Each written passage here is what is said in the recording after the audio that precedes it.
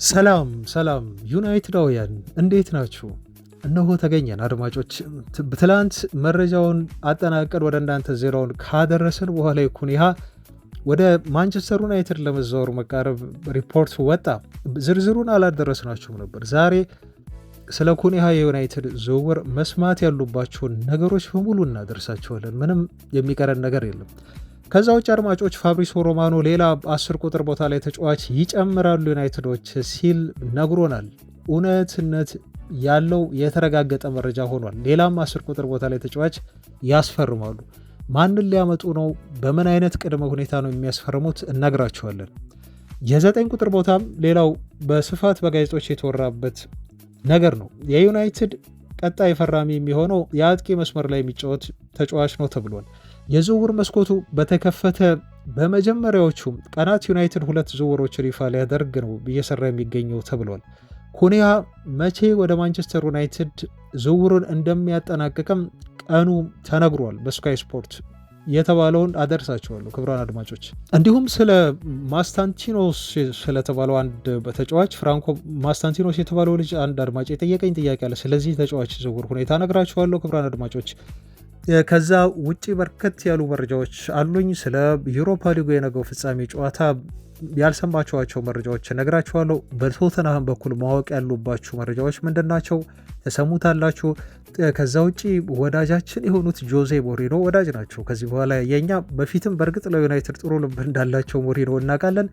2 አስገራሚ ምላሾችን ሰጥተዋል። ምን አሉ? ስለ ዩሮፓ ሊጉ ስለሚለው መረጃም እንዲሁ የጆዜ ሞሪኖን ንግግር ነግራችኋለሁ።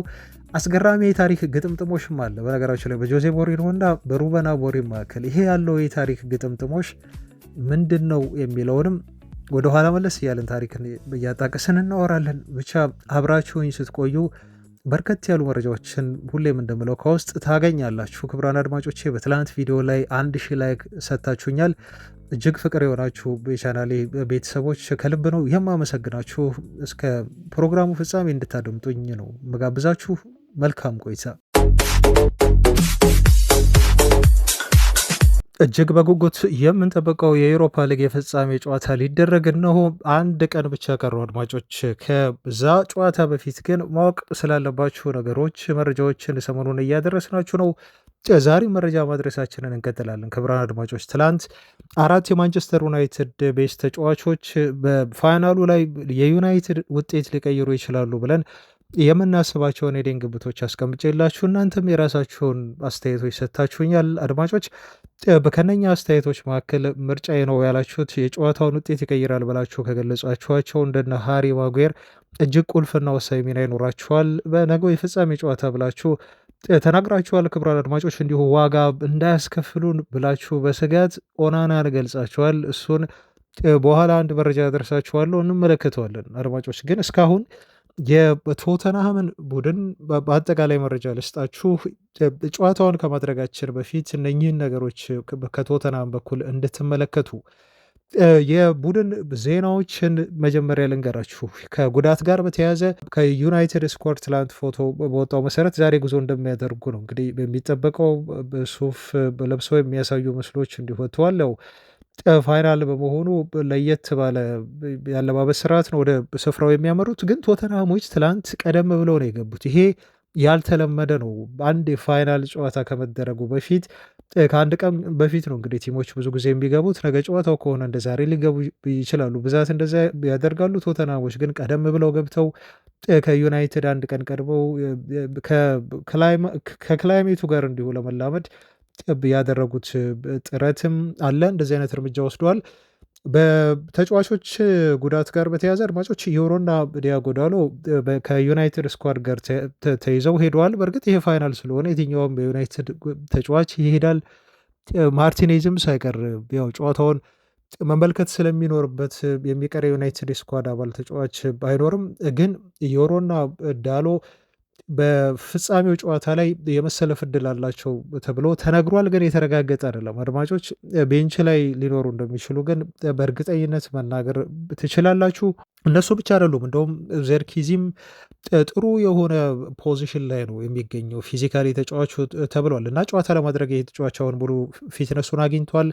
የአሰልጣኙ የመጨረሻ ውሳኔ ነው የሚጠበቀው። ቋሚ ሆኖ ያሰልፉታል ተብሎ አይታሰብም ዜርኪዚን፣ ግን እሱም ቤንች ላይ መቀመጥ እድል ሊኖረው እንደሚችልና ምናልባት ከቤንች ተነስቶ ጨዋታውን ሊያደርግ እንደሚችል በዩናይትድ በኩል የተገለጸ ነገር ነው። ከዛ ውጭ የሩበን አሞሪምን ድርጊት ታስታውሳላችሁ። ወደ 30 የሚጠጉ የስታፍ አባሎቻቸውን ወጪ ሙሉ ችለው ወደ አትሌቲክ ጨዋታው የሚደረግበት ከተማ እንዲሄዱ መጋበዛቸውን ከግል ኪሳቸው ማለት ነው። የዩናይትድ ተጫዋቾችም የግል ቻርተር አዘጋጅተዋል ተብሏል። እንግዲህ በአንድ ፕሌን ጓደኞቻቸው ብቻ ተጫዋቾቹና የእነሱ ቤተሰቦች ወደዛ ሄደው ጨዋታውን መከታተል የሚፈልጉ ቤተሰቦቻቸው በአንድ ፕሌን ተሰብስበው እንዲሄዱ ተጫዋቾቹ ኦርጋናይዝ አድርገውላቸው በአንድ ፕሌን ጓደኞቻቸው እና በጣም የቅርብ ሰዎቻቸው ጨዋታውን ለመከታተል ይሄዳሉ ተብሎም ተነግሯል። ሌላው የተለያዩ አስተያየቶች ነው። እንግዲህ በርካታ አስተያየቶች ተሰጥተዋል በዚህ የፍጻሜ ጨዋታ ዙሪያ። ግን እኛ ላለማርዘም ሲባልና ዋነኛ ሀሳቦችን ብቻ ለማንሳት ስንል የተወሰኑ አስተያየቶችን በጨዋታው ዙሪያ የተሰጡን እናደርሳቸዋለን አድማጮች። ለምሳሌ አሞሪም ያሉት ምንድን ነው? ቶተንሃምን በደንብ አድርገን ነው የምናውቀው ብለዋል። ኦፍኮርስ በዚህ ሲዝን 3 ጊዜ ቶተንሃም ዩናይትድን ማሸነፉን ሁላችሁም ታስታውሳላችሁ አድማጮች እና ለአራተኛ ጊዜ ከደገሙን ችግሩ ያለው እኛ ጋር ነው እንጂ ይሄ ከቶተንሃም ጥንካሬ አይደለም ሲሉ አሰልጣኙ ለአራተኛ ጊዜ ልንሸነፍ አንችልም በፍጹም፣ ለአራተኛ ጊዜ ከተሸነፍን እሱ ሌላ አይነት ነገር ነው ሲሉ አስተያየት መስጠታቸው ይታወቃል። እና ይሄ ለዩናይትድ ተጫዋቾች ያነሳሳል። 3 ጊዜ ያሸንፈዋቸዋል። ስለዚህ ኦፍኮርስ ውድድሮቹ ይለያያሉ። ይሄ ፋይናል ነው። ዩናይትዶች ደግሞ ለአራተኛ ጊዜ ይሸነፋሉ ተብሎ በዛሬው ጨዋታ ባይጠበቅም ማለት ነው። ይሄ ኤክስትራ ተነሳሽነት በዩናይትድ ተጫዋቾች መካከል ሊፈጥር የሚችል ነገር ነው። ስትሮንግ የሆነ አይደንቲቲ ያለው ቡድን ነው ቶተንሃም ብለዋል አሞሪም። ስለዚህ ፋይናሉ በጣም ጥሩ ጨዋታ ይሆናል ብዬ አስባለሁ ብለዋል። እነሱም ያውቁናል፣ እኛም እናውቃቸዋለን። ጥሩ ፋይናል ለተመልካች በጣም ጥሩ ፋይናል እንደሚሆን በዚህ መልኩ ገምታለሁ ሲሉ አሞሪም አስተያየታቸውን የሰጡበት ኢንተርቪው ይገኛል ትላንት ካደረጉት። 5 ነገሮችን ደግሞ እስቲ ልንገራችሁ። እስካሁን ስለ ዩናይትድ ነው ያወራነው፣ ስለ ተቃራኒ ቡድን እውቀት ሊኖረን ይገባል። ያው ታውቃላችሁ ስለ ጨዋታው ከዚህ በፊት ልክ አትሌቲክ ቢልባውን ስለ ቲሙ ማወቅ አለባችሁ ብለን እንዳደረስ ነው ስለ ቶተንሃምም በእርግጥ ፕሪሚየር ሊጉን ስለምትከታተሉ ታውቃላችሁ በደንብ ቶተንሃም አዲስ ቲም አይደለም ለእናንተ። ለምሳሌ አሁን የጉዳት ዜና ከቶተንሃም በኩል ስናይ ማዲሰን አይሰልፍም፣ እሱ እስከ ፕሪሲዝን ሁሉ ላይደርስ ይችላል የተባለው። ለፋይናሉ ብቻ አይደለም ኮልሴቭስኪም እንደዚሁ የጉዳት ደርሶበት አሁን ሰርጀሪ ላይ ነው የሚገኘው። ቤርግቫል የተባለውም ተጫዋች እንደዚሁ በተመሳሳይ አጠራጣሪ ነው። ይሄ ተጫዋች ምናልባት ሊደርስ ይችላል ተብሎ ተነግሯል፣ ግን አጠራጣሪ ነው። በዩናይትዱ በጨዋታ ላይ መሰለፍ እድል ሊኖረው እንደሚችል ቢታሰብም ግን የተረጋገጠ እንዳልሆነ ነው የተነገረው ማለት ነው። የቶተንሃምን የዩሮፓ ሊግ ፎርም ስናይ አድማጮች በዩሮፓ ሊጉ ማጣሪያ ጨዋታ ላይ ያጠናቀቁት 4ኛ ደረጃ ይዘው ነው እና ከዩናይትድ በ1 ነጥብ አንሰው ነው የዩሮፓ ሊጉን የምድቡን ጨዋታዎች ማጠናቀቅ የቻሉት። 2 ጊዜ ተሸንፈዋል በኤሮፓ ሊጉ ጨዋታዎች ላይ። ማንቸስተር ዩናይትድ ደግሞ ምንም ጨዋታ አልተሸነፈም። 27 ያህል ጎሎችን በኤሮፓ ሊግ አስቆጥረዋል። ዩናይትድ ደግሞ 35 ጎሎችን አስቆጥረዋል ማለት ነው። በኤሮፓ ሊጉ ዩናይትድ እዚህ ላይ ባስቆጠራቸው ጎሎች ብልጫ አለው ማለት ነው። 13 ያህል ጎሎች ደግሞ ቶተናም ላይ ተቆጥረዋል። ዩናይትድ 18 ያህል ጎሎች ተቆጥሮበታል። ብዙ ጎል ዩናይትድ ኮንሲድ ያደርጋል ማለት ነው እዚህ ጋር ታክቲካል አፕሮቻቸውን ስናይ አንጀ የሚከተሉት አፕሮች 4-3-3 የሆነ ፎርሜሽን ነው። የሩበን አሞሪም ደግሞ ያው 3-4-3 መሆኑ ይታወቃል እና ይሄ ፎርሜሽን ፍሉይድ የሆነ አታኪንግ ትራንዚሽን የሚከተልና ጨዋታዎችን ለማሸነፍ በዚህ መልኩ ጥረት የሚያደርግ ነው። በተለይ ፉልባኮቹ ናቸው ትልቅ ሚና የሚጫወቱት ለቶተናም እንደ ኡዶጊ እና ፖሮ በመሳሰሉ ኢንቨርት በሚያደርጉ ተጫዋቾቻቸው ነው ጎል የማግባት እድል ለመፍጠር ጥረት የሚያደርጉት ቶተናሞች ማለት ነው። በሃይላይን ይጫወታሉ። ፒቹን በአጠቃላይ ሜዳውን ክፍል ኮምፕሬስ በማድረግ ለዩናይትድ የመጫወቻ ስፔስ እንዳያገኝ በማጥበብ ሜዳውን ለማጥቃት ሙከራ የሚያደርጉና በጣም ፕሬስ የሚያደርግ ቲም ነው ቶተናም ባጫወቱ ማለት ነው። ስለዚህ የቶተናም ሌላኛው መረጃችን ነው ማለት ነው። ከኋላ ተነስቶ ኳስ ቢልድ በማድረግ መጫወትን ብዙ መቀነስ አለባቸው ተብሎ ይነገራል። ይሄ የሆነበት ምክንያት ምንድን ነው? ቶተናሞች ብዙ ጊዜ ሃይ ፕሬስ ስለሚያደርጉ ነው። በከፍተኛ የሆነ ኢንቴንሲቲ እና በከፍተኛ ስፒድ ተጫዋቾቹ ፕሬስ ስለሚያደርጉ ዩናይትድ በተደጋጋሚ ቢውልዳፕ አድርጌ ከኋላ ኳሱን ይዤ እወጣለሁ ብሎ የሚያስብ ከሆነ ስህተት ይሰራል። ስህተት እንዳይሰራ ያሰጋል። ስለዚህ በቢውልዳፕ ዩናይትድ ከኋላ መስርቶ ኳስ ለመጫወት አብዛኛውን የጨዋታ ክፍል ጥረት ማድረግ የለበትም ማለት ነው። ኦፍኮርስ ይህን ሙሉ በጨዋታው ክፍለ ጊዜ አይጠቀም ማለት አይደለም፣ ግን ቶተንሃሞች በጣም በስፒድ እና በኢንቴንሲቲ ፕሬስ ስለሚያደርጉ ስህተት እንዳይሰራ በተከላካዮች በግብ ጠባቂውም በኦናና በኩል ስለሚያሰጋ ነው እንደዛ የተባለው ማለት ነው። ዩናይትድ የፍጻሜውን በጨዋታ በደንብ አጥንተው ሩበን አሞሪምም ደካማ ጎናቸውን ቶተንሃምን አጥንተው ውጤት ይዘው የሚወጡበት ጨዋታ እንደሚሆን ነው ሁላችንም የምንገምተው። አድማጮች በቶተንሃም በኩል ያሉት መረጃዎች በዚህ መልኩ አደረስናችሁ። አሁን ደግሞ ወደ አስተያየቶች እንመለስና የጆዜ ሞሪኖን አስተያየት እንመልከት አድማጮች። ያው ሞሪኖ አንዴ አይጥመድህ። ሞሪኖ ከጠመደህ በተለይ በቃላት ጦርነት እጅ መስጠት ግድ ነው። በቃ ሞሪኖ ማሸነፍ አይቻልም። በዩሮፓ ሊጉ ጨዋታ ላይ ከዩናይትድ ጎን ቆመዋል። በእርግጥ ጆዜ ሞሪኖ ዩናይትድን አሰልጥነዋል። ለዩናይትድ ጥሩ ነገር አላቸው። በሚናገሩት ንግግር ሁሉ ከዩናይትድ ጎን መሆናቸውን አሁንም እያስመሰከሩ ነው ያሉት። የዩሮፓ ሊጉ ፍጻሜ ጨዋታ አሸናፊ ማን ይሆናል ብለው ጠየቋቸው። ያው ፌኔርባቼ ናቸው ቱርክ ቢገኙም ግን የእንግሊዝ ጋዜጦች ታውቃላችሁ፣ ብቻ ጋዜጦች ስለ ፕሪሚየር ሊጉ ይጠይቋቸዋል። ከርዕስ ውጭ ማለት ነው፣ ከሱፐር ሊጉ ውጭ አንዳንዴ ጥያቄ ያነሱባቸዋል። ባለፈውም እንደዚህ አይነት ጥያቄ ነው ያነሱባቸው። የአውሮፓ ሊጉ ፍጻሜ ጨዋታ ማን አሸናፊ ይሆናል ተብለው ሲጠየቁ ቶተናምንም አሰልጥነዋል፣ ዩናይትድንም አሰልጥነዋል። ሞሪኖ ለመገመት በጣም ቀላል ነው ብለው ምላሽ ሰጡ። ምክንያቱም ይህ የዋንጫ ጨዋታ ነው፣ ንግግሬ ግልጽ ነው፣ የገባችሁ ይመስለኛል በሚል በዚህ መልኩ መለሱላቸው ማለት ነው። ስለዚህ ቶተናም በፍጻሜ ጨዋታ ዋንጫ የማግኘት ታሪክ የለውም፣ ጨዋታው ደግሞ ፋይናል ነው ያሉት ጆዜ ሞሪኖ። ስለዚህ ይሄ ፋይናል ስለሆነ ለመገመት በጣም ቀላል ነው። ዩናይትድ በታሪክም ይደግፈዋል ይሄን ዋንጫ ለማንሳት ብለው የሰጡበት ምላሽ ትንሽ ለየት ያለ ነው። በጣም ሞሪኖ ሲናገሩ ይመቸኛል። ሌላም የተናገሩት ነገር አለ። ስለ ቬንገር ነው የተናገሩት። ሰሞኑን አንድ ዜና እኛም አድርሰናችኋል፣ እናንተም አይታችሁታል። አርሰን ቬንገር ዩናይትድ የዩሮፓ ሊግ ሻምፒዮን የሚሆን ከሆነ አውሮፓ ሻምፒዮንስ ሊግ ላይ መሳተፍ የለበትም ሲሉ ልክ የአውሮፓ እግር ኳስ ማህበር ላይ ጫና ለማሳደር በሚመስል መልኩ በተደጋጋሚ ጠንከር ያለ አስተያየት ሲሰጡ መቆየታቸው ይታወሳል።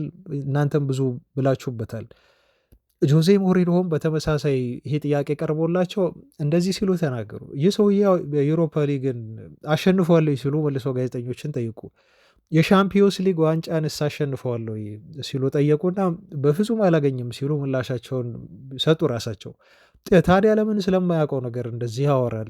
የአውሮፓ መድረክ ለአሸናፊዎች ነው እንጂ የተረጋገጠ ተሸናፊ ለሆነ ሰው አይመለከትም ሲሉ አስተያየት ሰጡ ማለት ነው። ስለዚህ ስለ ጆዜ ሞሪኖ ስለ አርሰን ቬንገር የሰሞኑ አስተያየት ከዚህ በላይ ምላሽ ሊሰጥ አይችልም ማለት ነው። ብዙ ደጋፊዎች በቬንገር አስተያየት የተለያዩ የተሰማቸውን አስተያየት ስትሰጡ ነበር። ጆዜ ሞሪኖ የሰጡትን ምላሽ የሚያክል ግን አይመስለኝም አድማጮች። እና ጆዜ ሞሪኖ ለማንኛውም የሚመቻቸው በዚህ መልኩ በፍጻሜ ጨዋታ ከዩናይትድ ጎን መሆናቸውን በተለያየ መልኩ እያሳዩ ነው ያሉት። አሁንም አንድ ከሞሪኖ እና ከአሞሪም ጋር የተያዘ መረጃ ላድረሳችሁ እና ላብቃ። የዩሮፓ ሊግ መረጃዎችን በተመለከተ አድማጮች እና ብዙ ጊዜ አንዳንዴ ታሪክ ይገጣጠማል አይደል? በብዙ ነገር ተመልክተናል። የታሪክ ግጥምጥሞች ማለት ነው። ለምሳሌ አሁን የቶተናሙ አለቃ አንጄ የትኛውም ባሰለጠንኩባቸው ሲዝኖች ሊጎች በሁለተኛው ዓመት ዋንጫ ያነሳለሁ ሲሉ ተናግረዋል። ይሄን ያሳካሉ አያሳኩም የምናየው ነው የሚሆነው። ምኞታችንም አይደለም እንዲያሳኩት ዩናይትድ እንዲበላ ስለምንፈልግ አድማጮች። የፋይናሉን ጨዋታ የሚመሩት አልቢተር በዩናይትድን ባጫወቱባቸው ከዚህ በፊት ባደረጓቸው ጨዋታዎች በሙሉ ዩናይትድ አሸንፏል። ቶተናም ደግሞ ማሸነፍ አልቻለም። ይሄም ሌላኛው ልታነሱት የምትችሉት ታሪክ ነው። አሁን ጨዋታውን ለማሸነፍ ይረዳል ይሄ ይሄ ፖይንት በጣም የቁም ነገር ፖይንት ነው ብላችሁ እንድትወስዱት አይደለም፣ ግን ያው ከታሪክ አንጻር እስቲ እናንሳው። አሁንም ሞሪኖ እና ሩበን አሞሪምን ጉዳይም እንዲሁ የሚያመሳስላቸው ነገር አለ። ይህ የሚያመሳስላቸው ነገር ምንድነው? ከዩናይትድ ጋር የአውሮፓ ዋንጫን አንስተዋል ከዚህ በፊት፣ እሱን ታስታውሳላችሁ። በ2003 ግን ሻምፒዮን ሲሆኑ ጆዜ ሞሪኖ የመጀመሪያ የአውሮፓ ዋንጫቸውን ሲያገኙ ሜይ 21 2003 ላይ ነው ያገኙት ማለት ነው። እድሜያቸው 40 ነበረ። 40 ዓመት ከ3 ወር ከ25 ቀናቸው ላይ ነው ይሄን ዋንጫ ማንሳት የቻሉት። ሜይ 21 2025 ደግሞ ሩበን አሞሪም 40 ዓመት ይሞላቸዋል ነው የተባለው። 40 ዓመት ከ3 ወር ይሆናቸዋል። እንዲሁም ከ24 ቀን ነው የሚሆናቸው። የአንድ ቀን ልዩነት ብቻ አለ ማለት ነው። በዚህ መልኩ ለፍጻሜ አሁን ከዩናይትድ ጋር ቀርበዋል ማለት ነው። እንግዲህ ነገ ሜይ 21 ነው። በነገው ቀን ደግሞ 40 ዓመታቸው ነው። 40 ዓመት ከ3 ወር እንዲሁም ከ24 ቀን ጆዜ ሞሪኖ ከ25 ቀን ሆነው ፍጻሜ ይቀርባሉ። ሁለቱም ፖርቹጋላዊ ናቸው። ደግሞ ታሪክ እንደዚህ አይነት የሆኑ የታሪክ ግጥምጥሞች ደግሞ አሉ። ይህ አንድ ቀን ልዩነት ብቻ ነው በመካከላቸው የሚገኘው እና አሞሪም ልክ እንደ ሞሪኖ የመጀመሪያ ዋንጫቸውን የኤሮፓ ሊግ አንስተው ከሞሪኖ ጋር የሚያጋራቸውን ታሪክ ይሰራሉ የሚለውን አብረን እናያለን። ሞሪኖ የተወለዱት ጃንዋሪ 26 1963 ነው።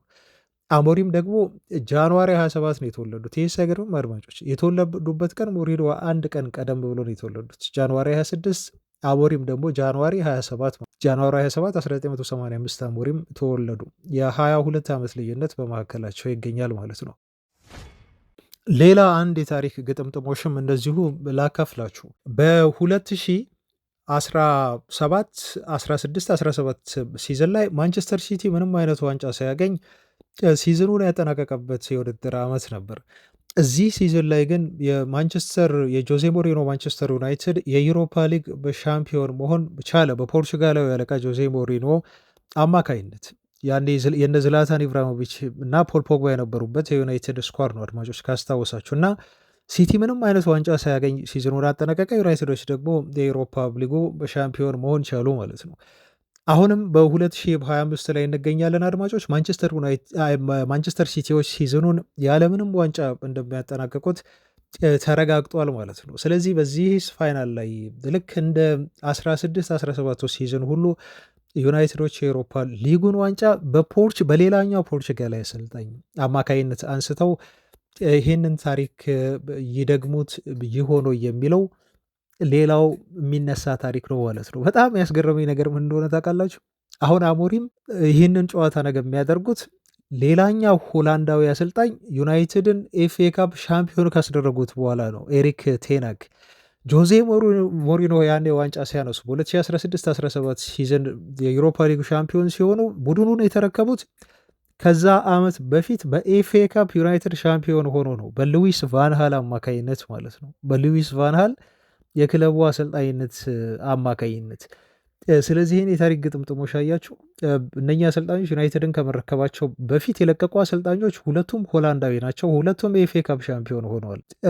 ማንቸስተር ሲቲ ደግሞ በዛ ሲዝን ዩናይትድ በበላበት ሲዝን ማለት ነው የአውሮፓ ሊጉን ትሮፒለስ ነበር። አሁንም ትሮፒለስ ሆነዋል ማለት ነው። እና ይሄ የታሪክ ግጥምጥሞች ትንሽ ስላስገረመኝ ነው። ለማንኛውም በዚህ ታሪክ አናምንም። ይሄ ለመረጃ ያህል እውቀት፣ ለጠቅላላ እውቀት ያህል እንድትሰሙት እንጂ ነገ ለማሸነፋችን ማረጋገጫ ይሆነናል ለማለት አይደለም። ለማንኛውም ለቡድናችን ግን እጅግ ታላቅ የሆነ ድል እና ደስታ፣ ስኬት ነው ነገ የምንመኘው። ትላንት አንዳንድ ማጬ ግን ኦናና እንዳያስበላን ሲል አስተያየት ሰጥቶ ነበር እና ትንሽ ለየት ያለብኝ አስተያየት ሆኗል። ስጋቱ ወዲያው ነው ፊል ያደረግኩት፣ ገባኝ። ኦናና ከዚህ በፊት በኤሮፓ ሊግ በተለይ የሰራቸውን ሚስቴኮች እናውቃለን ክቡራን አድማጮች፣ እና ያን ሚስቴክ እንዳይደግም በተለይ ይሄ ፐንች አድርጎ የሚተፋቸው አይነት ኳሶች አሉ። እነኛን ኳሶች በደንብ ከግቡ ማራቅ መቻል አለበት። ይሄ መጥፋት፣ ስህተት መስራት፣ በጣም ሲል የሆኑ የግብ መጠበቅ ስህተቶችን መስራት በነገው ጨዋታ ላይ ትልቅ ዋጋ ያስከፍለናል። ትላንት የጨዋታውን ውጤት ሊቀይሩልን የሚችሉ ተጫዋቾች ብለን እንደጠቀስነው 4 ተጫዋቾችን ሁሉ ኦናናም ደግሞ ከስህተት እንዲጸዳ ነው የሁላችንም ጸሎት የሚሆነው። ተከላካዩ ብዙ አያሰጋንም። ኦፍኮርስ ስህተት የሚሰሩበት አንዳንድ ሁኔታዎች አሉ፣ ግን ከተከላካዮቹ በላይ ደግሞ ኦናናን ነገ በጣም ያስፈልገናል። እንግዲህ ነገ ስህተት የሚሰራ ከሆነ ዩናይትድ እንጀራውንም ነው ተጫዋቹ የሚበጥሰው። ስህተት መስራት የለበትም ይሄ ግብ ጠባቂ ይሰራልም ብለን አናስብም ማለት ነው። እና የኦናና ስጋት አንዳንድ ደጋፊዎች የሰጣችሁት ይገባኛል፣ እኔም ፊል አደርገዋለሁ። እንዳይሰራ እና ዩናይትድ ሻምፒዮን እንዲሆን ግን ሁላችንም ምኞታችን ነው። አድማጮች ዜናዎቻችን ይቀጥላሉ። በርከት ያሉ መረጃዎችን ከፋይናል ውጭ ቢያዝድላችኋሉ እነሱን አሁን እናደርሳችኋለን። ላይክ ማድረጋችሁን ግን እንዳትረሱ ላስታውሳችሁ በሚል ነው። ክቡራን አድማጮች ትላንት ወደ 1K ላይክ ነው የሰጣችሁን፣ እጅግ ከልብ ነው የምናመሰግናችሁ። ከጎናችን መሆናችሁን በእንደዚህ ስለምታረጋግጡ በኮሜንትም ስለምታረጋግጡ አድማጮች፣ የዝውውር መረጃዎችን ከማድረሴ በፊት ግን አንድ ቪዲዮም ሰርተንላችኋል ጠዋት ስለ ፍጻሜው የተሰራ ነው። የነገውን ጨዋታ በሙሉ መረጃ መግባት ቢኖርባችኋል ጨዋታውን ከመከታተላችሁ በፊት መስማት ያለባችሁ የታሪክ መረጃዎችን እና የቅድመ ጨዋታ ትንታኔዎችን የሰራንበት ቪዲዮ ነው።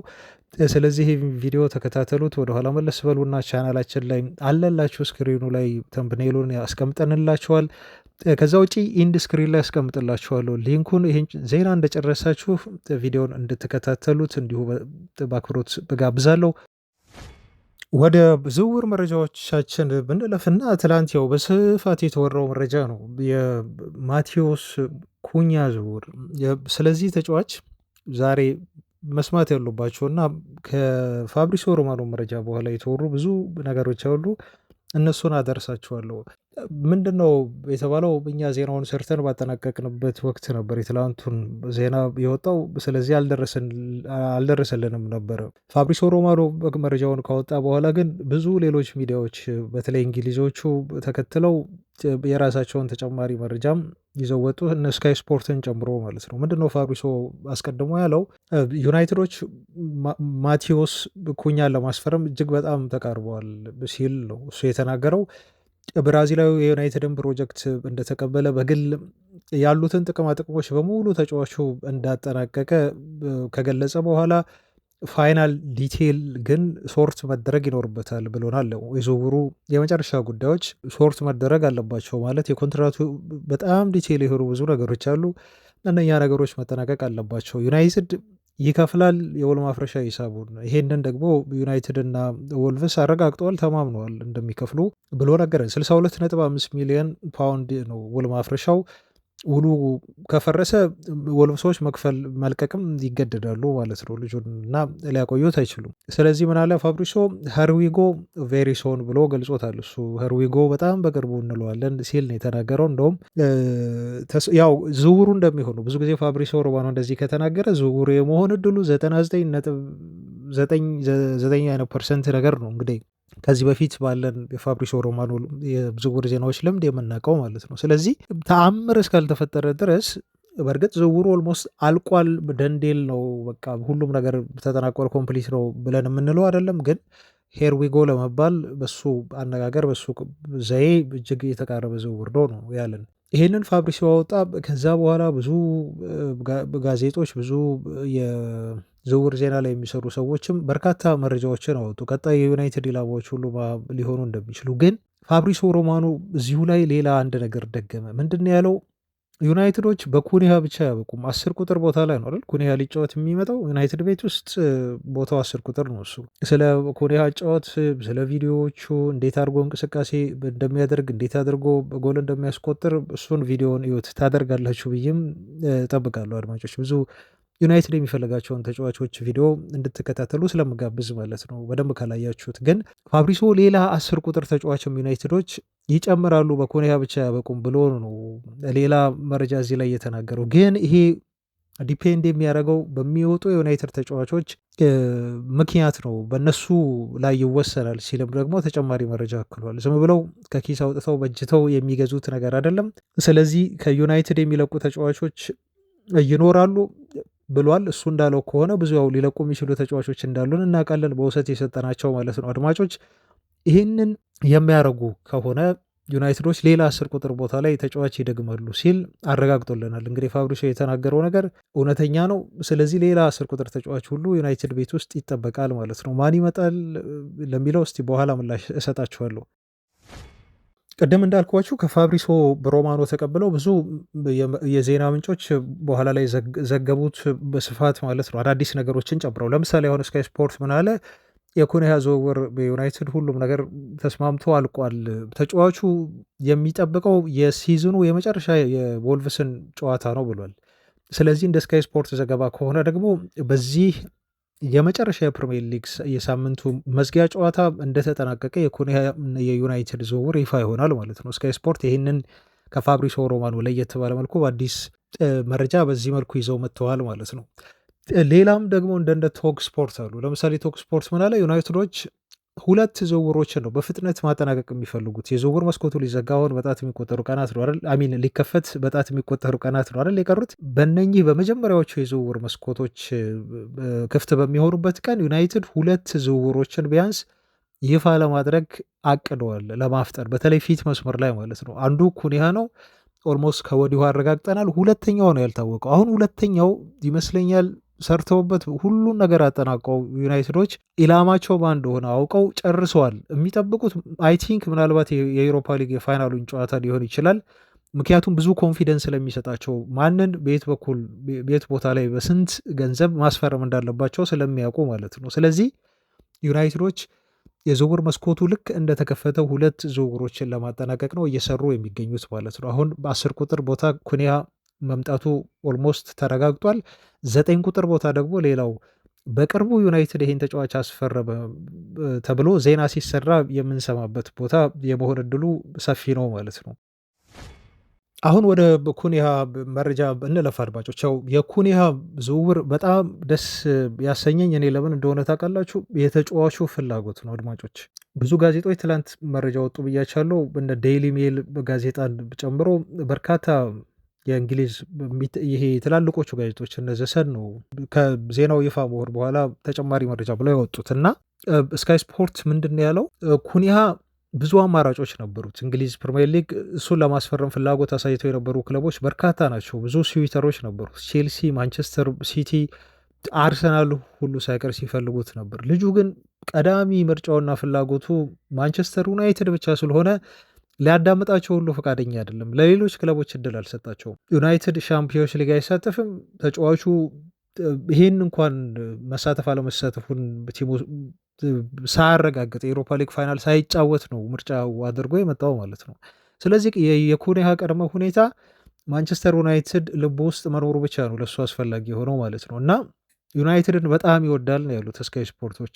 እና ለዩናይትድ መጫወት ከክለቡ ታሪክ አንጻር የኩኒያ ድሪም የሆነ ክለብ ነበር። ስለዚህ ሌሎች በመሀል ወኪሉን አናግረው እንደ አርሰናል አይነት ቲሞች ዝውውሩን ሃይጃክ ለማድረግ እንቅስቃሴዎች ቢያደርጉም ግን የተጫዋቹ ቀዳሚ ምርጫና ዋነኛ ፍላጎት ዩናይትድ ስለነበረ እና ተጫዋቹ የሚያስቀምጠው ምንም አይነት ቅድመ ሁኔታ ስለሌለ ለዩናይትድ ሊፈርም ተጫዋቹ ተስማምቶ ይህንን ቀን ጠብቆ ቃሉን ሰጥቷቸው ከአሞሪም ጋር ፖርቹጊስ ነው የሚያወሩት ታውቃላቸው።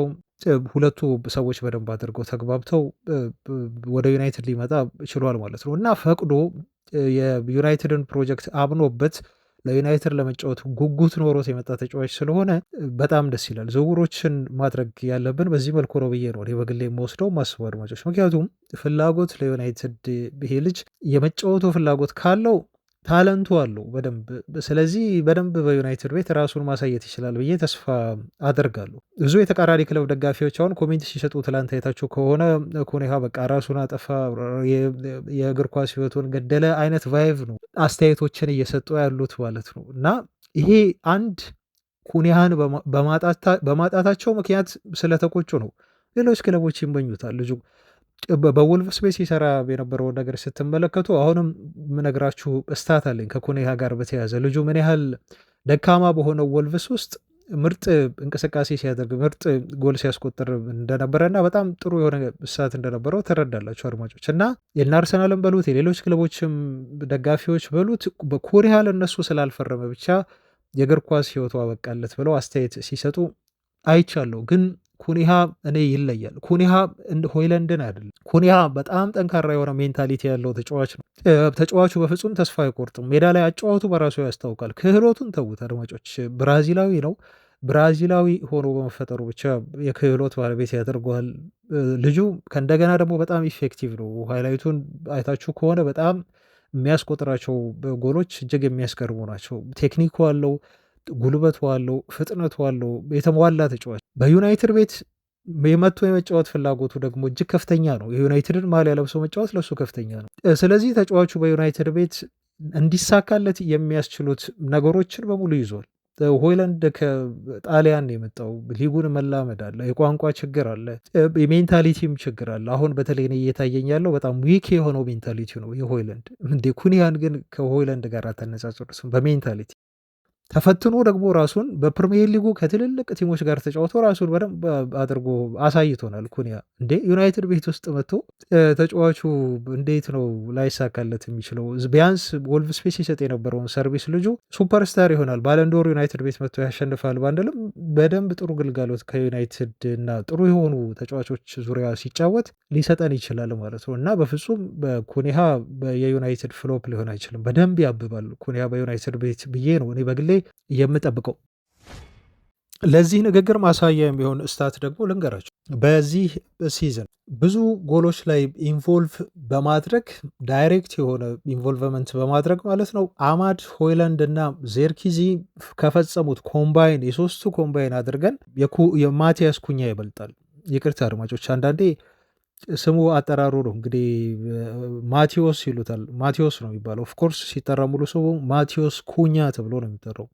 ግን ማቲያስ ኩኒሃ ምናምን ልንል እንችላለን። እንደምትረዱኝ ተስፋ አደርጋለሁ። ትክክለኛ ስሙ ግን ማቴዎስ ኩኛ ተብሎ ነው የሚጠራው እና ኩኛ የነኝህን ሶስት ተጫዋቾች ጥምር የጎል ስታት የሚበልጥ ተጫዋች ሆኗል ማለት ነው እና 11 ያህል ሾቶችን እንዲሁ አድርጓል። ተጫዋቹ ከየትኛውም የማንቸስተር ዩናይትድ በላይ ነው 11 ሽቶችን ወደ ጎል ያደረገ ሞር የጎል ማግባት እድሎችን የፈጠረም ተጫዋች ነው ማለት ነው። አሁን ካሉት የዩናይትድ ተጫዋቾች ነው መነግራችሁ። ከማ ውጪ ከብሩኖ ፈርናንዴዝ ውጪ ብዙ የጎል ማግባት እድሎችን የፈጠረ ተጫዋች ነው። በዚህ ስታት ይበልጣቸዋል። ቅድም እንዳልኳቸው የአማድ፣ ሆይላንድ እና ዜርኪዚ ተደምሮ በማቲያስ ኩኛ ላይ አይደርሱም እነኚህ ተጫዋቾች ማለት ነው።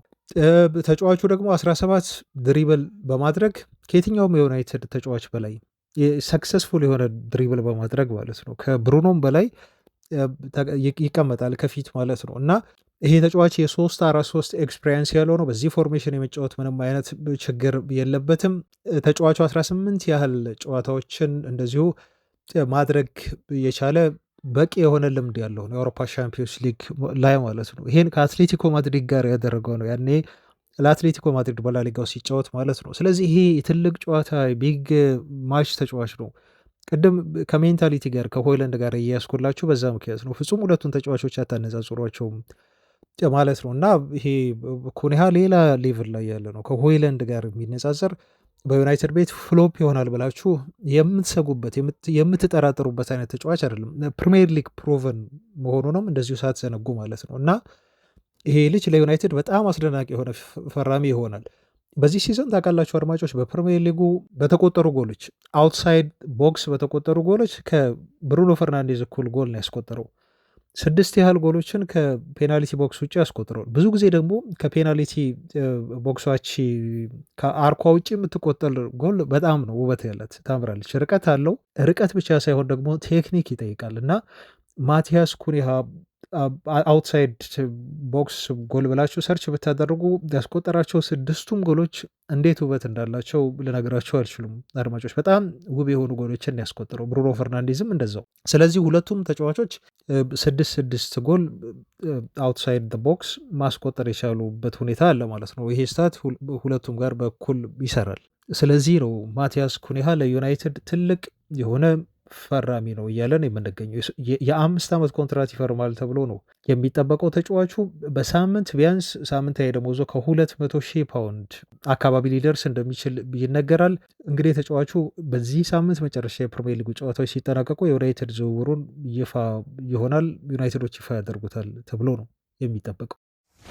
ሌላው አድማጮች በሱ ብቻ በቁም ዩናይትዶች ሌላ 10 ቁጥር ተጫዋችም ይጨምራሉ ስለሚባለው መረጃ ደግሞ አሁን እዚህ ላይ እናክል እና የኩኒያ ፊርማ መቃረቡ ከተረጋገጠ በኋላ አሁን የዩናይትዶች ትኩረት የሚሆነው ምንም ጥያቄ የለውም የ9 ቁጥር ቦታውን ማጠናከር ነው እና አንድ ተጨማሪ በተጫዋች ያስፈርማሉ በ9 ቁጥር ቦታው ላይ በ9 ቁጥር ቦታ ላይ እንኳን ሁለት ተጫዋች የሚያስፈርሙ አይመስለኝም። ትንሽ በጣም ይከብዳል።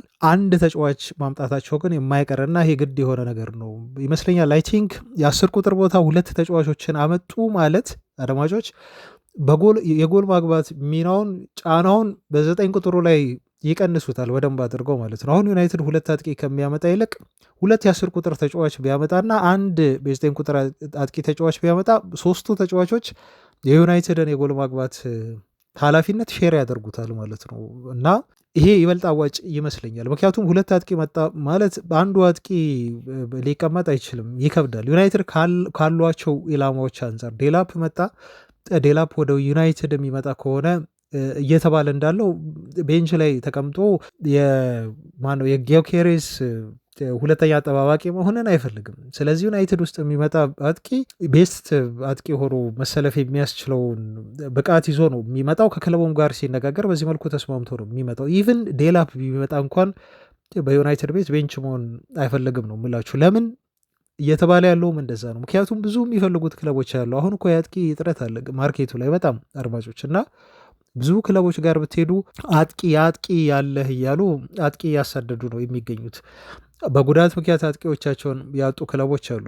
ከእንደገና ይሄ ፒውር የሆነ የ9 ቁጥር ቦታ ላይ መጫወት የሚችል ልክ የሃላንድ አይነት ሚና ያለው አጥቂ ማርኬቱ ላይ አሁን እየጠፋ ስለሚገኝ ማለት ነው እና ዴላፕ ወደ ዩናይትድ የሚመጣ ከሆነ ማረጋገጫ ሁሉ ይሰጡታል ተብሎ ነው የተገለጸው። አሁን ወደዛ መረጃ ነው የምናልፈው አድማጮች እና ዴላፕ በዩናይትድ ጨዋታዎች ላይ ብዙ ጨዋታዎች ላይ መሰለፍ የሚያስችለውን አማራጭ እንዳቀረቡለት ሲያስረዱት ለዴላፕ ነው የተባለው እና በዩናይትድ ብዙ ጨዋታዎች ላይ ኢንቮልቭ እንደሚያደርግ ማረጋገጫ ሰጥተውታል ተብሏል። ምክንያቱም ልጁ መጫወት ይፈልጋል። የትኛውም አጥቂ ሲመጣ በዚህ ሰዓት በተለይ ዩናይትድ የሚፈልገው አጥቂ የሚቀመጥ አይደለም፣ መጫወት የሚፈልግ አጥቂ ነው። ስለዚህ አንድ አጥቂ የ9 ቁጥርና ሁለት የ10 ቁጥር ተጫዋች ቢያመጡ ለዩናይትዶች በጣም አዋጭ ይመስላል እና እንደዛም በዛ መልኩም እየሄዱ እንደሆነ ነው ማለት ነው አሁን የተረጋገጠው።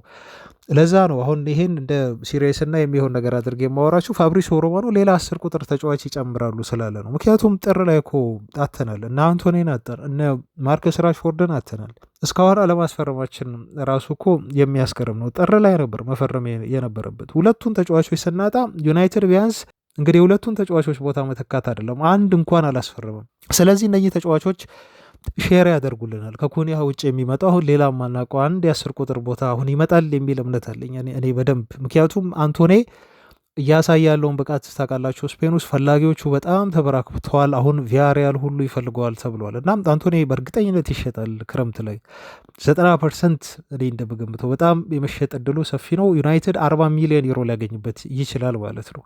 በነገራችሁ ላይ እድለኛ ሆኗል ዩናይትድ። በዚሁ እግረ መንገድ ላንሳላችሁና የአልቫሮን ዜና ትናንት አድርሻቸዋለሁ አይደል? የዩናይትድ አካዳሚ ውስጥ የነበረ ልጅ ከሪያል ማድሪድ አካዳሚ የተገኘ ተጫዋች ነው። ስፔናዊ ነው። ተከላካይ አሁን ለቤኔፊካ ሸጠ ነው የነበረው ማለት ነው ትላንት ዜናውን ከሰማችሁ እና ይሄም ተጫዋች ወደ ማድሪድ መሄዱ እርግጥ ሆኗል። ዩናይትድ 50% ነው ከሽያጩም ያገኘው። ዩሲ ከዚህ ተጫዋች ሽያጭ ይገኛል፣ ከአንቶኒ ይገኛል። ግሪንውድም አሁን ምናልባት ክለቡ ሊሸጠው ይገደዳል። ማርሴ የገንዘብ ችግር አለበት እየተባለ ነው የሚገኘው እና የሊግ ዋን ኮከብ ጎል አግቢ ሆኖ የጨረሰ ነው ከዴምቤሌ ጋር በጋራ የሚሸጡት ከሆነ ማርሴዎች የሚገደዱ ከሆነ ታዲያ ቢያንስ ከዚህ ተጫዋች ዝውውር ደግሞ ዩናይትድ ተጨማሪ 50% ያገኛል ማለት ነው እና ይሄ ብልጣ ብልጥ የሆነ የኮንትራት ያሻሻጥ ሲስተም መከተል ስለጀመሩ ዩናይትዶች በጣም ተጠቃሚ ይሆናሉ ክረምት ላይ። አሁን የማርከስ ራሽፎርድን ጉዳይ ሳናነሳ ነው አድማጮች። ከእንደገና ዜርኪዚ ወይም ደግሞ ሆይለንድ ሞስት ፕሮባብሊ ሆይለንድ ቲሙን የመልቀቁ እድል ሰፊ ነው። የመሸጥ እድል አለው ክረምት ላይ። ትላንት ዜና አድርሻችኋለሁ በሆይለንድም ጉዳይ ማለት ነው። ስለዚህ ዩናይትድ እጅግ ተጨማሪ በቂ የሆነ ባጀት ይኖረዋል። እኔ ኢቨን ከአውሮፓ ሻምፒዮንስ ሊግ ተሳትፎ ጋር ሳይያያዝ ገና ዩናይትድ ጥሩ የሆነ የክረምት የዝውውር መስኮት ገቢ ምንጭ መፍጠር ይችላል በእነኚህ ተጫዋቾች አማካኝነት ማለት ነው። ለዛም ይመስለኛል ቀደም ብለው ገና ከአሁኑ የኩኒያን ዝውውር ያጠናቀቁት ዩናይትዶች ማለት ነው እና እንደ ጊዮኬሬስ አይነቶቹም ማረጋገጫ ቢሰጧቸው ኖሩ በአውሮፓ ሻምፒዮንስ ሊግ ዩናይትድ ከሚያመጣው ውጤት ጋር ባያያዙ ኖሮ የነሱ መምጣት ቀደም አድርገው ዝውውሮችን የማጠናቀቅ እድል ነበራቸው በ9 ቁጥር ላይ። ስለዚህ ምን ለማለት ነው አድማጮች፣ አሁን ዩናይትድ ሌላ ተጫዋች እንደሚጨምር እኔ ሞር ተስፋዬ ጨምሯል። 10 ቁጥር ቦታ ላይ ሌላ ተጫዋች ይደግማሉ የሚል ምክንያት አለኝ። በእነኚህ በነገርኳቸው ተጫዋቾች ተጨማሪ ገቢ ምክንያት ማለት ነው ያመጣል ዩናይትድ። ያሉትን አማራጮች የተቀመጡትን ደግሞ ስታየው በጣም አቴኔብል የሆኑ ናቸው። ለምሳሌ ቼሪክ ተብሏል። ቼርኪ በነገራችሁ ላይ የቦሩሲያ ዶርትመንድም የዝውውር ኢላማ ነው እና ብዙ ፈላጊዎች ያሉት እሱ ልጅ፣ ምክንያቱም ዋጋው ትንሽ ስለሆነ ከ30 ሚሊዮን ዩሮ በላይ አይፈጅም ሪያን ቼርኪን ለማምጣት። ስለ ልጁ ብቃት እናንተ ተመልክታችኋል በኤሮፓ ሊጉ ጨዋታ ላይ እዛች 10 ቁጥር ቦታ ላይ ይሄ ልጅ ተጨማሪ የዩናይትድ የማጥቃት ኃይል ሆኖ መጫወት የሚያስችል ሙሉ ብቃት አለው። በዩናይትድ ቤት መቶ ልጁ ይሳካለታል አይሳካለትም ሌላ ጉዳይ ነው በፕሪሚየር ሊጉ፣ ምክንያቱም በሊጓ ነው ራሱን ያሳየው። የፕሪሚየር ሊጉ ጨዋታ ሌላ ስለሚሆን ፕሪሚየር ሊግ ፕሩቭን የሆኑ ተጫዋቾችም ዩናይትድ የሚፈልጋቸው አሉ። እንደነ ሴሜንዮ አይነት ተጫዋቾች ማለት ነው። ካስፈለገ ሚቤቡ የሚባለውን የብሬንፎርዱን ተጫዋች ዩናይትድ ሊመለከተው ይችላል ሊያየው ይችላል የተባለውም እሱን ነው። እነኚህ ተጫዋቾች አማራጭ ናቸው አድማጮች። ሌሎችም ተጫዋቾች ይኖራሉ በ10 ቁጥር ቦታ ላይ ሊያመጧቸው የሚችሏቸው ተጫዋቾች ማለት ነው እና ዩናይትድ ሌላ 10 ቁጥር ተጫዋች ይደግማል የሚለው ዜና መሰመር አለበት። ሊያደርጉት የሚችሉት ነገር እንደሆነ ከፍተኛ የሆነ ፕሮባቢሊቲ አለው ልላችሁ ነው አድማጮች።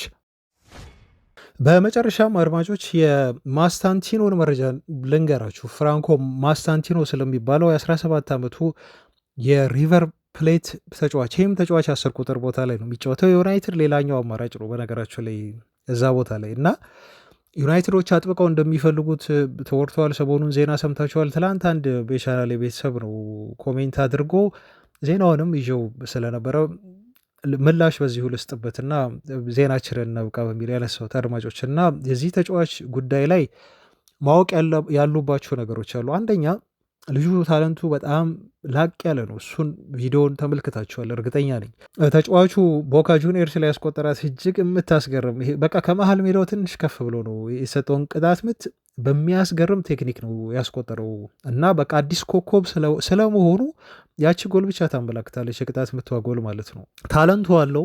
ግራግር ነው። የሚያስገርም አርጀንቲናዊ ነው። ምናልባት ከአርጀንቲና ከወጡ ከፍተኛ የሆነ ተሰጥኦ ካላቸው ተጫዋቾች ቀጣዩ አንዱ ሊሆን ይችላል። ገና 17 ዓመት መሆኑን ደግሞ አትዘንጉና ልጁ ለዩናይትድ አሁን ሊጫወት አይችልም። 17 ዓመቱ ነው። ፕሮፌሽናል ኮንትራት መፈረም ተጫዋቹ አይችልም። ገና ኦገስት ላይ ነው የፊታችን 18 ዓመት የሚሞላው ማለት ነው። ይህን ልብ በሉ ተረዱ። አሁን ለዩናይትድ የሚሆን ልጅ አይደለም። አንድ ሁለተኛ የሚፈልጉት ክለቦች በጣም ትላልቅ ናቸው፣ ሪያል ማድሪድን ጨምሮ ማለት ነው። ዩናይትድ ትንሽ ነው ማለት አይደለም፣ ግን ሪያል ማድሪድ፣ ባርሴሎና፣ ማንቸስተር ሲቲ፣ ቼልሲን የመሳሰሉ በርካታ ክለቦች ልጁን ይፈልጉታል። ጨረታው ብዙ ነው ልላችሁ ፈልጌ ነው እና ወደ ዩናይትድ እንደሚመጣ የተረጋገጠ ነገር አይደለም። ምክንያቱም ደግሞ አንዱ ትልቁ ከዚህ በፊት ያነሳውላችሁ ለዩናይትድ ለመጫወት ልጁ ፍላጎት አለማሳየቱ ነው። አይፈልግም ማለት ግን አይደለም አድማጮች። ወደ አርጀንቲና ሄደው ተወካዮቹን አውርተዋል። ከሪቨር ፕሌት ጋር ተነጋግረዋል። በተለይ የዩናይትዱ አመራር የሆኑት ዊሎክስ የሚባሉት ተጫዋቹን ለማሳመን ከፍተኛ የሆነ ጥረት እያደረጉ ነው ያሉት በግል ማለት ነው እና ከሌሎቹ ክለቦች አስቀድመው ተጫዋቹን አሳምነው ወደ ኦልድ ትራፎርድ እንዲመጣ ለማድረግ ዩናይትዶች በከፍተኛ ጥረት በማድረግ ላይ ናቸው። ኢቨን ይሄ ስራቸው ከሌሎች ክለቦች ሁሉ ላቅ ያለ ሊሆን ይችላል። የውል ማፍረሻዋ ሂሳብ አነስ ያለች ስለሆነች ነው ዩናይትዶች እና ካለው ኳሊቲ አንጻር ወደ 45 ሚሊዮን ዩሮ ነው የተባለው። ቀድመው ይህን ተጫዋች ከሌሎች ክለቦች ቀድመው ለመውሰድ ጥረት እያደረጉ የሚገኙት እና የዩናይትዶች ጥረት በጣም ጥሩ ነው። ከሪቨር ፕሌት ጋር እያደረጉ ያለው ንግግር፣ ተጫዋቹን ለማሳመን እያደረጉ ያሉት ጥረቱ በሙሉ በጣም ጥሩ ነው። ከዩናይትድ በኩል ጥረቱ አለ፣ ቆንጆ ነው። ግን ልጁ ጋር ነው አሁን ልጁ በፕሪሚየር ሊግ መጥቶ መጫወት የሚፈልግ አይመስለኝም። ቅድሚያ እየሰጠ ያለው ለላሊጋው ነው አይመስለኝም። ብቻ ሳይሆን ፍላጎቱ በላሊጋው እና በሪያል ማድሪድ ማሊያ መጫወት ነው። እነሱን ለመጠበቅ ፈቃደኛ ነው ተብሏል። ይሄ አንድ እክል ነው። ስለዚህ እነሱ ዝውውሩን ማሳካት አቅቷቸው ወይ በገንዘብ ወይ ሌላ ዝውውሮች ላይ ትኩረት አድርገው ችላ ካሉት ዩናይትድ ልጁን ሊቀማ ይችላል። ምክንያቱም ሪቨር ፕሌት ገንዘብ ሊያስፈልገው ይችላል። ልጁን ሊሸጠው ይችላል። ከፍተኛ ገንዘብ ነው ይሄና ልጁም ወደ ዩናይትድ ለመምጣት እንዲሁ ሊወስን ሊገፋፋ በመጨረሻ ሊያምን ይችላል እና በዚህ ሁኔታ ላይ ነው መረዳት ያለባችሁ እንጂ አሁን መቶ ክረምት ላይ ፈርሞ ለዩናይትድ ወዲያው ዩናይትድን ተቀላቅሎ አይነት ተአምር የሚፈጥር ልጅ እንዳልሆነ ተረዱ። ዝውውሩ ግን አሁንም እየሄደ ያለ ነው። ዩናይትድ ኮንታክት እያደረገ ነው፣ እያወራ ነው፣ ፕሮሰስ ላይ ናቸው። ያሳምኑታል አያሳምኑትም፣ እሱን አብረን እናያለን። ውል ማፍረሻ ሂሳቡን ለመክፈል ግን ፈቃደኛ ናቸው ተብሏል እና በዚህ መልኩ ነው የተጫዋቹ የዝውውር ሁኔታ ያለው ለማለት ነው። ክቡራን አድማጮች ኮሜንት ላይ በምትሰጡኝ አስተያየት መሰረት ነው ይህን ምላሽ የሰጠኋችሁ። እናንተም በተለያዩ ጉዳዮች ላይ ያላችሁን ሀሳብ እንድንሰጣችሁ የምትፈልጉትን መረጃ እንደዚሁ እንድታሰፍሩ ጋብዛለሁ። ክቡራን አድማጮች እስከዛው ነገ እንገናኛለን። ባባይ